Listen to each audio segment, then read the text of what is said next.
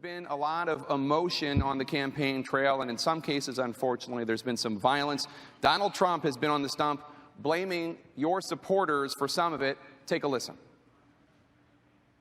Look, it's a Bernie person. It's a Bernie. Hello, Bernie. Hey, Bernie, get your people in line, Bernie. Can you imagine Bernie saying that Trump should get his people under control, and they put in these people? And by the way, our crowds are so much bigger than Bernie's, you wouldn't believe it. Your response, Senator? I hesitate to say this because I really don't like to disparage public officials, but Donald Trump is a pathological liar.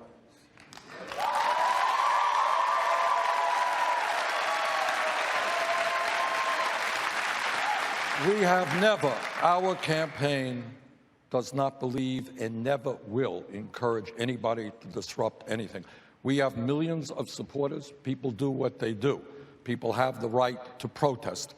I happen not to believe that people should disrupt anybody's meetings. But let me say something about Mr. Trump. Some of you may have read just a few hours ago that Mr. Trump said that he is prepared to pay the legal costs of an individual who sucker-punched somebody at a recent event. He's going to pay the legal fees of somebody who committed a terrible act of violence. What that means is that Donald Trump is literally inciting violence with his supporters.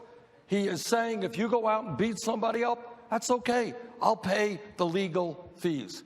That is an outrage, and I would hope that Mr. Trump Donald Trump is responsible for what happens at his events. He is the person who has, for months now, been not just inciting violence, but applauding violence. The images of the, young African-American protester being attacked totally without any provocation whatsoever, and having Donald Trump say he would pay the legal bills of the attacker. So clearly, people who engage in protest should follow civil disobedience principles and should be peaceful, should be nonviolent.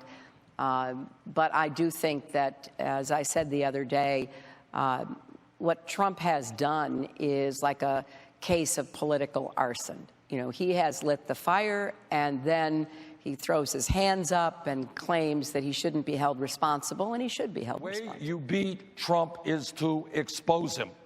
And he can be exposed at many, many levels, not the least of which, this is a guy who is a billionaire but doesn't think we should raise the minimum wage above $7.25 an hour.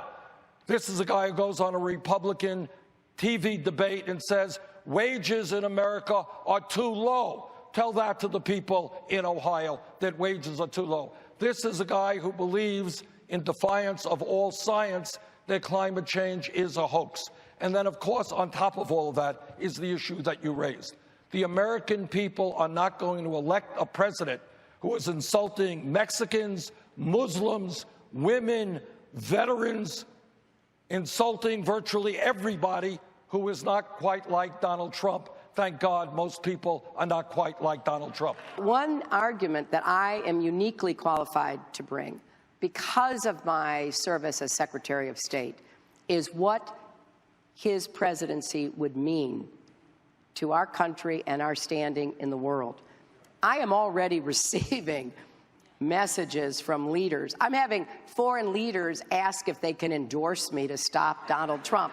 I believe that I will have an opportunity to really focus in on how dangerous a Donald Trump presidency would be for our standing, for our safety, for the peace of the world, and I think we can be successful doing that.